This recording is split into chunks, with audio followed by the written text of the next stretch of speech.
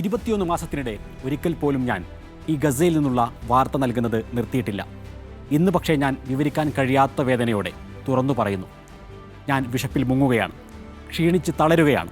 ഓരോ നിമിഷവും എന്നെ പിന്തുടരുന്ന ബോധക്ഷയത്തെ ചെറുക്കുകയാണ്. ഗസ മരിക്കുന്നു, ഞങ്ങളും അതിനൊപ്പം മരിക്കുകയാണ്. പട്ടിണിയിൽ അവശനായി മരണത്തെ അഭിമുഖീകരിക്കുമ്പോൾ വാർത്തകൾ നൽകാൻ കഴിയുന്നില്ലെന്ന് ഗസയിലെ അൽ ജസീറ അറബിക് ചാനൽ ലേഖകനായ അനസ് അൽ ഷരീഫ് പറയുന്ന വാക്കുകളാണിത്. ലോകം മുഴുവൻ നോക്കി നിൽക്കെ 21 ലക്ഷം മനുഷ്യരെ പട്ടിണിക്കിട്ട് കൊല്ലുകയാണ് ഇസ്രായേൽ. ദക്ഷിണ പൂർവേഷ്യൻ രാജ്യങ്ങളായ തായ്ലൻഡും കംബോഡിയയും തമ്മിലുള്ള തർക്കവും രൂക്ഷമായി.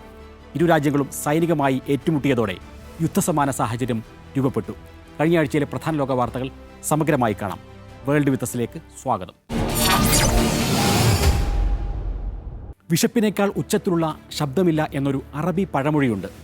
വിശപ്പ് ജീവിതത്തിൽ അനുഭവിക്കാത്തവർക്ക് ഒരുപക്ഷെ അത് അറിഞ്ഞുകൊള്ളണം എന്നില്ല. ഗസയിലെ മനുഷ്യരെ ഒന്നാകെ ചുറ്റിമുറുക്കിയ കഠിന സത്യമായി വിശപ്പ് മാറിയിരിക്കുന്നു. പട്ടിണി കാരണം കൊല്ലപ്പെട്ടവരുടെ എണ്ണം 150 എത്തുകയാണ്. ഭൂരിഭാഗവും കുഞ്ഞുങ്ങൾ. പട്ടിണി കാരണം കുഞ്ഞുങ്ങൾ തളർന്നു വീഴുമ്പോൾ മാനസിക വിഭ്രാന്തിയിലാകുന്ന അമ്മമാരുടെ ദൃശ്യങ്ങൾ. ഗസയിലെ മക്കൾ ഇങ്ങനെ മരിച്ചു വീഴുമ്പോഴും ലോകരാജ്യങ്ങൾക്ക് കുലുക്കമില്ല. ഇസ്രായേലിൻ്റെ ഈ വംശഹത്യക്ക് US അടക്കം എല്ലാ സഹായവും നൽകുകയാണ്.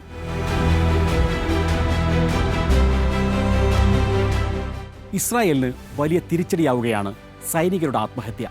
ഈ മാസം സൈനികർക്കിടയിലുണ്ടായ കൂട്ട ആത്മഹത്യകൾ ഇസ്രായേലിനുള്ളിൽ വലിയ കോളിളക്കം സൃഷ്ടിക്കുന്നു. ആത്മഹത്യ ചെയ്തവരുടെ എണ്ണം 38 കടന്നു എന്നാണ് ഇസ്രായേൽ മാധ്യമങ്ങൾ പറയുന്നത്. പക്ഷേ യഥാർത്ഥ കണക്ക് അതിനേക്കാൾ എത്രയോ വലുതാണ് എന്നാണ് റിപ്പോർട്ടുകൾ. സുതാര്യമായ കണക്ക് നൽകണമെന്ന് IDF-നോട് ഇസ്രായേലിലെ MP-മാർ തന്നെ ആവശ്യപ്പെട്ടിട്ടും അത് നൽകാൻ തയ്യാറായിട്ടില്ല. ആത്മഹത്യ ചെയ്യാൻ ആഗ്രഹിക്കുന്ന ആയിരക്കണക്കിന് സൈനികർ ഇസ്രായേലിലുണ്ട്. ഇവരെ പുനരധിവസിപ്പിക്കാനുള്ള കോടിക്കണക്കിന് ഡോളറിന്റെ പദ്ധതികളാണ് ഇസ്രായേൽ സേന തയ്യാറാക്കിയിട്ടുള്ളത്. തായ്ലൻഡും കംബോഡിയയും തമ്മിലുള്ള സംഘർഷം യുദ്ധത്തിന്റെ വക്കിൽ എത്തിയിരിക്കുകയാണ്. പുരാതന ക്ഷേത്രങ്ങളുടെ അവകാശത്തെ ചൊല്ലി നൂറ്റാണ്ടുകളായി നിലനിൽക്കുന്ന അതിർത്തി തർക്കത്തിന്റെ ബാക്കി തന്നെയാണ് ഇപ്പോഴത്തെ സംഘർഷവും. 817 കിലോമീറ്റർ നീളമുള്ള അതിർത്തിയാണ് തായ്ലൻഡും കംബോഡിയയും തമ്മിലുള്ളത്. കംബോഡിയ ഫ്രാൻസിന്റെ നിയന്ത്രണത്തിലായിരുന്ന സമയത്താണ് ഈ അതിർത്തി നിർണയിച്ചത്. അത് അംഗീകരിക്കാൻ തായ്ലൻഡും തയ്യാറല്ല. മെയ് 28-ന് കംബോഡിയ തായ്ലൻഡ് അതിർത്തി സംഘർഷത്തിൽ ഒരു കംബോഡിയൻ സൈനികൻ കൊല്ലപ്പെട്ടു. ഇതാണ് പുതിയ സംഭവവികാസങ്ങൾക്ക് തുടക്കമായത്. കംബോഡിയയുമായുള്ള സംഘർഷത്തിന്റെ നടുവിൽ തായ്ലൻഡ് പ്രധാനമന്ത്രിയുടെ കസേരയും തെറിച്ചു. അതിർത്തി പ്രശ്നം പരിഹരിക്കാനായി കഴിഞ്ഞ മാസം 15-ന് പ്രധാനമന്ത്രിയായിരുന്ന പെയങ് തുങ്താൻ നടത്തിയ ഫോൺ സംഭാഷണം ലീക്കായി. ഫോൺ കോളിൽ കംബോഡിയൻ സെനറ്റ് പ്രസിഡന്റും മുതിർന്ന നേതാവുമായ ഹുൻസായിനെ അങ്കിൾ എന്ന് വിളിച്ചു പ്രീണിപ്പിക്കാൻ ശ്രമിച്ചു.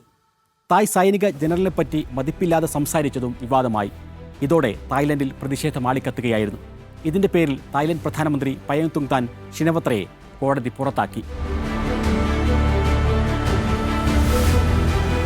കംബോഡിയയുമായുള്ള സംഘർഷം തായ്ലൻഡിലെ രാജാവിൻ്റെ ശിങ്കിടികളായി നിൽക്കുന്ന ഭരണകൂടവും എങ്ങനെ ഉപയോഗിക്കും എന്നത് പ്രധാനമാണ്. രാജാവിനോടോ കുടുംബത്തോടോ അനാദരവ് കാട്ടുന്നവരെ 15 വർഷം വരെ തടവിലിടുന്ന നിയമമുണ്ട് തായ്ലൻഡിൽ. രാജാവിൻ്റെ മൗനസമ്മതത്തോടെയായിരുന്നു തായ്ലൻഡിലെ പല പട്ടാള അട്ടിമറികളും നടന്നത്.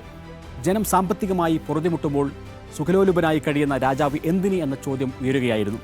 കഴിഞ്ഞ തെരഞ്ഞെടുപ്പിലും ഏറ്റവും ഉയർന്നു കേട്ട ചോദ്യം ഇതാണ്.